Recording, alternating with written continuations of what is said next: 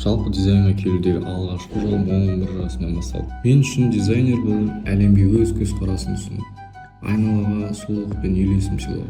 Идеяның өзегі жеңіске бір қадам ұғымында. Күджелига жас футболшылардың кәсіби спорттағы алғашқы әрі маңызды баспалдағы. Әрбір ойыншы үшін бұл лига үлкен армандарға бастайтын сенімді алғашқы адамы. Бұл дизайнда көк пен күлгін түстер сенімділік пен күштің символын және жастардың энергиясы мен арманын бейнелейді. Форманың құрылымы қозғалысты, дамуды, тоқтаусыз алдыға ұмтылып білдіреді. Өз жұмысымның артықшылығы ұсақ детальдарға мән беру деп ойлаймын. Дизайнды жасағанда өзімді сол форманы киіп тұрған адам ретінде елестетіп, ол қандай сезім сыйлайды, ойыншы мен жанкүйерлерге қандай әсер қалдырады деп бәрін алдын ала ойластырдым.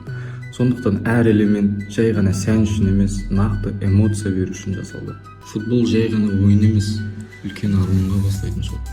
Әр ойын, әр жаттығу жеңіске қарай жасалған бір қадам. Сондықтан бұл тақырыпқа ерекше жүрекпен қарадым.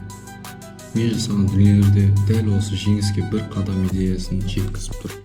Адамдар менің жұмысымды көргенде ішіндегі өз күшіне сеніп, әр адам жеңіске бір қадам жақындағанын сезгендеймін. Әрине бұл мен үшін үлкен мәртебе әрі жауапкершілік болар еді. Өз еңбегімнің адамдар өміріне орын алуы менің де өз жолымдағы бір қадам болар еді.